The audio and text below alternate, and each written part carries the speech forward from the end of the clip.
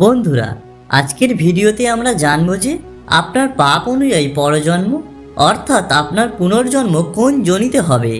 ভিডিওটি শুরু করার আগে আপনাদের সকলের কাছে অনুরোধ, কমেন্টে সবাই শ্রী হরি বিষ্ণু অবশ্যই লিখবেন। সর্বপ্রথম আমাদের এটা জানা দরকার যে সত্যি কি পুনর্জন্ম হয়।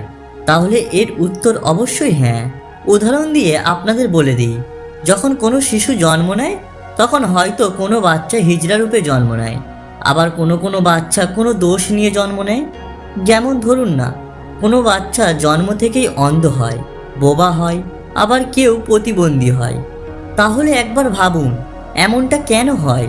এর পিছনে যেমন বৈজ্ঞানিক কারণ রয়েছে, তেমনি স্বাস্থ্য অনুযায়ী কর্মফলেরও নির্ভর রয়েছে। আমি আপনাদের বলে দিই যে ভবিষ্যৎ পুরাণ, গরুড় পুরাণ সহিত বিভিন্ন পুরাণ অনুযায়ী পুনর্জন্ম 100% সত্য। আর ভবিষ্যৎ পুরাণ তো কৌরব ও পাণ্ডবদের পুনর্জন্মের কথাও বলে।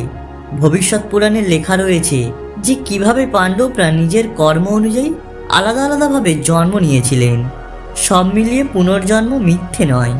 পুরাণে বলা হয়েছে যতক্ষণ একটি শিশু তার মায়ের গর্ভে থাকে ততক্ষণ তার আগের জন্মের সব কিছুই মনে থাকে। সে জানে পূর্বজন্মে কি পাপ করেছিল। সে এটিও জানে যে আগের জন্মে তার মৃত্যু কিভাবে হয়েছিল। কিন্তু যখনই সে মায়ের গর্ভ থেকে বেরিয়ে আসে আর প্রকৃতির হাওয়া তার গায়ে স্পর্শ করে, তখনই সে আগের জন্মের সব কথা একেবারেই ভুলে যায়। পুরাণ মতে এটিই হলো প্রকৃতির নিয়ম। আবার কিছু কিছু মানুষ তো পুনর্জন্ম হবার প্রমাণও দিয়েছে। সব মিলিয়ে পুনর্জন্ম অবশ্যই হয়, এতে কোনো সন্দেহ নেই। পুরাণ বলে আপনাকে ততক্ষণ পর্যন্ত এই পৃথিবীতে জন্ম নিতে হবে যতক্ষণ না আপনি মুক্তি পাবেন, যতক্ষণ না আপনি এই কর্মচক্র থেকে বেরিয়ে আসবেন। কিন্তু এখানে আরও একটি প্রশ্ন ওঠে। প্রশ্নটি হলো এই যে, যেহেতু আমরা মৃত্যুর পর নরকে গিয়ে শাস্তি ভোগ করে থাকি, তাহলে পুনর্জন্ম নিয়ে পৃথিবীতে এসে আবার কেন শাস্তি ভোগ করতে হয়? গরুড় পুরাণেও এর উত্তর পাওয়া গেছে। গরুড় পুরাণ বলে যে কখনো কখনো কিছু জীবাত্মার কর্ম এতটাই খারাপ হয়ে থাকে যে ওই জীবাত্মাকে নরকে গিয়েও শাস্তি তো ভোগ করতেই হয়। আর সে যখন পৃথিবীলোকে জন্ম নেয় তখন তাকে সামাজিক, মানসিক আর শারীরিক কষ্টও ভোগ করতে হয়। যেমন কোনো নারীর সাথে জঘন্য পাপ করা জীবাত্মা হিজড়া রূপে জন্ম নিয়ে থাকে। একে পুরাণে কর্মফল সিদ্ধান্ত বলা হয়েছে, মানে যেমন কর্ম তেমন ফল। এই কর্মফল সিদ্ধান্ত অনুযায়ী যদি পাপ বড় হয় তাহলে তার শাস্তিও বড় হবে, কষ্টদায়ক হবে। আর যদি পাপ ছোট হয় তাহলে তার শাস্তিও কম হবে। সহজ ভাষায় বলতে গেলে যেমন আমরা গণিতে যোগ বিয়োগ করে ফলাফল বের করি, তেমনি কর্ম সিদ্ধান্ত অনুযায়ী পাপকে যোগ বিয়োগ করে পাপের ফলাফল বের করা হয়। এই সব কথাই পুরাণে পরিষ্কারভাবে উল্লেখ রয়েছে। এবার চলুন জেনে নেওয়া যাক কোন পাপ করলে কোন রূপে জন্ম নিতে হয়। গরুড় পুরাণ অনুযায়ী যে ব্যক্তি নিজের বন্ধু বান্ধবদের সাথে ছলনা বা প্রতারণা করে, সেই সব পাপীরা গাধা রূপে জন্ম নিয়ে থাকে। গাধার জীবনকাল 25 থেকে 30 বছর পর্যন্ত হয়। এরপর যে ব্যক্তি নিজের মাতা পিতাকে কষ্ট দেয়, সেই সব পাপীরা কচ্ছপ রূপে জন্ম নেয়।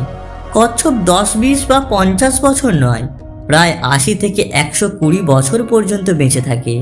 এই পাপের শাস্তি অনেক বড় হয়, কারণ রামায়ণে প্রভু শ্রীরাম তার মাতা পিতাকে সবার প্রথমে পূজনীয় দেবতার দরজা দিয়েছিলেন।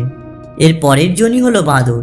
বাঁদর রূপে সেই সব প্রাণীরা জন্ম নেয় যারা কারোর বিশ্বাসে আঘাত করে বিশ্বাসঘাতক করে। বাঁদরের জীবনকাল 20 বছরের হয়। বিশ্বাসঘাতকদের পোকামাকড় রূপেও পৃথিবীতে পাঠানো হয়। কৃমিজনিতে সেই সব পাপীরা জন্ম নিয়ে থাকে যারা কারোর জমিয়ে রাখা ধন সম্পত্তি, যেমন সোনা রূপা কিংবা কোনো মূল্যবান বস্তু ছলে বলে কৌশলে চুরি করে। যেসব ব্যক্তি তার আপনজনদের প্রতারণা করে তার লাভ ওঠায়, এমন পাপী জীবাত্মারা পূর্ণজন্মে মৎস্য অর্থাৎ মাছের জনিতে জন্ম নিয়ে থাকে। মাছের সামান্য জীবনকাল 10 থেকে 12 বছর। যেমন কি আপনারা আগেই শুনে নিয়েছেন যে আপনার জীবনকাল কতটা লম্বা হবে তা আপনার কর্মফল সিদ্ধান্তের উপর নির্ভর করে। এর পরের জনি হলো কাক। কাকের জনিতে সেই সব পাপীরা জন্ম নিয়ে থাকে যারা বাড়িতে আসা অতিথিদের অনাদর করে, বন্ধু আর দেবতাকে অসম্মান করে। এরা পরজন্মে 10 থেকে 15 বছর পর্যন্ত কাকের কুৎসিত রূপ নিয়ে জীবনযাপন করে। কাককে না তো কেউ পছন্দ করে আর না কেউ ভালোবাসে। তাদেরকে তাড়িয়ে দেওয়া হয়। কারো নিন্দা করা, খারাপ ব্যবহার করা, এমন ব্যক্তিরা কীটপতঙ্গের যোনিতে জন্ম নিয়ে থাকে। এগুলি এমন এক যোনি যেখানে আপনার মধ্যে যতই প্রতিভা থাকুক না কেন, যতই গুণ থাকুক না কেন, আপনি কখনোই সম্মান পাবেন না। আপনাকে পা দিয়ে পিষে ফেলা হবে। উদাহরণস্বরূপ পিঁপড়েকেই নেওয়া যাক। পিঁপড়ের মধ্যেও অনেক ভরপুর গুণ থাকে। ছোট হয় কিন্তু প্রতিভাশালী। সে পড়ে যায় তবুও চলতে থাকে যতক্ষণ না তার লক্ষ্যে পৌঁছায়।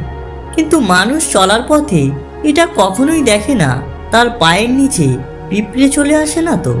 গরুড় পুরাণে আরও বলা হয়েছে, যে অন্যের মঙ্গল কামনা করে, ধর্মকে মেনে চলে, পুরাণকে বিশ্বাস করে, পশু পাখিদের ভালোবাসে, মাতা পিতাকে সম্মান করে, গুরু সেবা করে, সাধু সন্ন্যাসীদের দ্বারা পথ চলে, এমন আত্মারা স্বর্গলোকে যায় আর নিজের জন্য মুক্তির দরজা খুলে নেয়। সেই জন্য গীতাতে বলা হয়েছে, কর্মই হলো ভগবান আর কর্মই হলো পূজা। আপনি যতই পূজার্চনা করুন না কেন, কিন্তু আপনাকে আপনার কর্মফল ভোগ করতেই হবে। শ্রীমদ্ ভগবদ্ গীতায় ভগবান শ্রীকৃষ্ণ স্বয়ং বলেছেন যে কর্মফল থেকে দেবতারাও বাঁচতে পারে না, কর্মফল পাওয়া নিশ্চিত। এছাড়াও ভগবান শ্রীকৃষ্ণ অর্জুনকে তো বলেইছেন, হে পার্থ, তুমি কর্ম করো। যদি তুমি যুদ্ধে জয়ী হও তাহলে পৃথিবীতে তুমি রাজ করবে, আর যদি হেরেও যাও তাহলে স্বর্গবাসী হবে।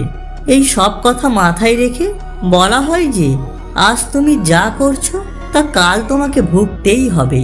সেই জন্য আমাদের উচিত সর্বদা ভালো কর্ম করা আর ঈশ্বরের দ্বারা বলা সব কথা মেনে চলা।